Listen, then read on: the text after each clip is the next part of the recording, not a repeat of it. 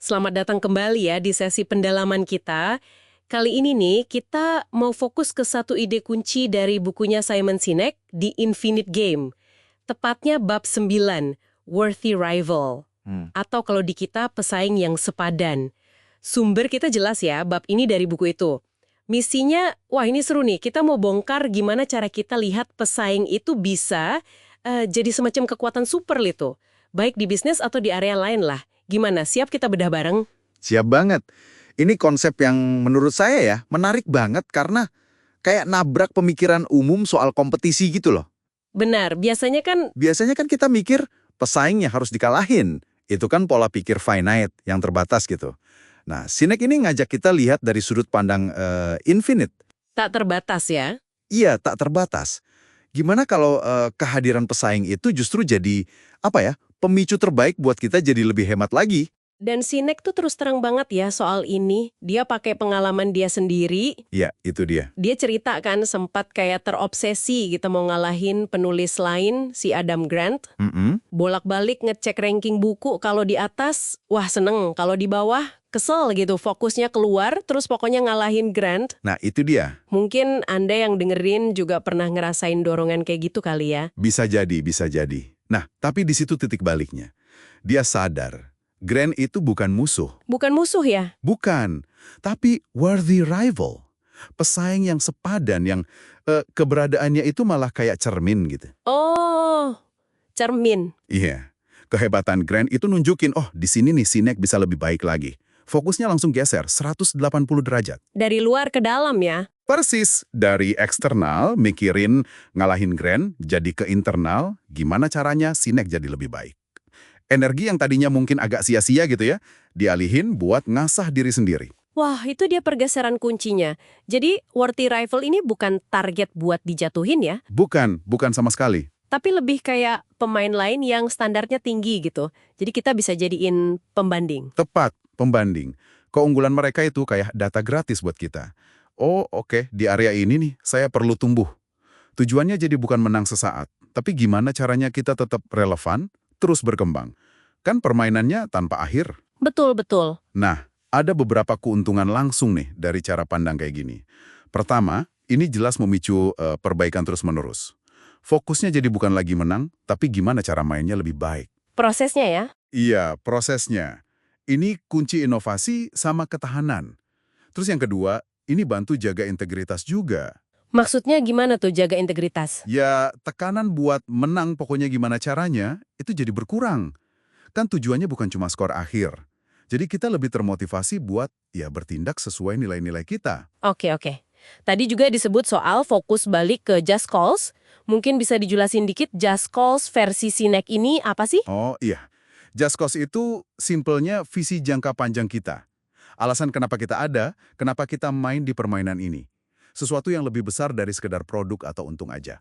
Oke. Visi besarnya ya. Nah, kalau kita pakai mindset worthy rival ini, energi kita nggak kesedot habis buat mikirin manuver pesaing terus-terusan. Jadi balik lagi fokusnya. Iya, balik lagi buat majuin just cause kita sendiri. Terus yang terakhir, ini juga bantu kita nerima kalau bisa kok ada beberapa pemenang. Atau ya pemain sukses barengan gitu. Nah, contoh Alan Mulally di Ford itu kayaknya pas banget ya. Iya, itu contoh bagus banget. Waktu Ford lagi terpuruk gitu, dia kan nggak gengsi ngakuin kalau mobil Lexus punya Toyota itu yang terbaik. Betul.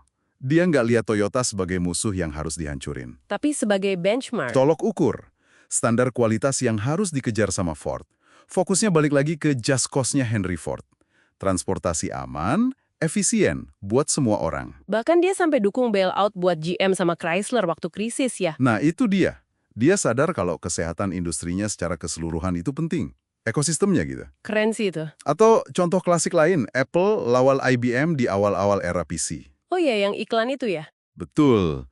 Yang iklannya bilang, "Selamat datang IBM." Serius, mereka nggak panik. Malah pakai kehadiran IBM rival raksasa itu buat memperjelas siapa Apple sebenarnya. Kreativitas individu lawan korporasi gitu ya? Persis. Mereka lihat IBM itu justru ikut majuin kos adopsi komputer personal. Beda banget sama BlackBerry kan? Wah, iya. BlackBerry gimana tuh? BlackBerry panik lihat iPhone muncul. Mereka coba niru, malah jadi kehilangan jati diri. Akhirnya malah tumbang ya? Iya. Itu nunjukin resiko kalau kita salah respon sama rival. Tapi ada resikonya juga kan pakai mindset ini. Sinek nyebutnya cost blindness. Benar banget, itu jebakan juga. Itu kondisi kayak gimana tuh? Itu pas kita terlalu yakin sama kos 3 sendiri atau sebaliknya.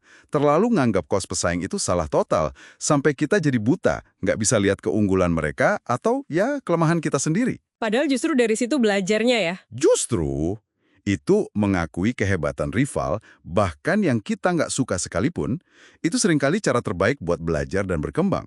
Kayak FBI belajar dari profiler kriminal gitu ya, biar makin jago nangkapnya. Bisa dibilang gitu. Dan satu lagi nih yang penting, jangan pernah ngerasa udah menang. Maksudnya? Jangan ngerasa menang cuma karena rival utama kita, misalnya, keluar dari permainan, kayak AS setelah Uni Soviet runtuh gitu. Oh, oke, permainan belum selesai ya. Belum. Permainan tak terbatas itu jalan terus. Ngerasa udah menang itu bisa bikin kita sombong, lengah, terus jadi abai sama kelemahan kita sendiri. Padahal, rival baru pasti bakal muncul lagi. Masuk akal banget. Jadi intinya jelas banget ya, geser cara pandang kita, dari pokoknya ngalahin kompetitor, jadi belajar dari pesaing yang sepadan. Yap. Itu kunci buat terus tumbuh, terus bertahan di permainan jangka panjang ini. Dan ini nggak cuma soal bisnis ya kayaknya. Nggak cuma bisnis, bisa di mana aja kita nemu persaingan. Intinya adalah bikin diri kita sendiri jadi lebih baik. Jadi versi terbaik diri kita ya. Persis. Pertanyaan kuncinya itu geser. Bukan lagi gimana cara ngalahin mereka, tapi jadi, apa ya yang bisa saya pelajari dari keunggulan mereka buat perbaiki diri saya sendiri? Nah, ini pertanyaan bagus buat kita semua renungkan nih. Sebagai penutup, coba deh pikirin, siapa sih pesaing sepadan Anda saat ini? Dan pelajaran berharga apa dari mereka yang bisa Anda pakai buat lompatan Anda berikutnya?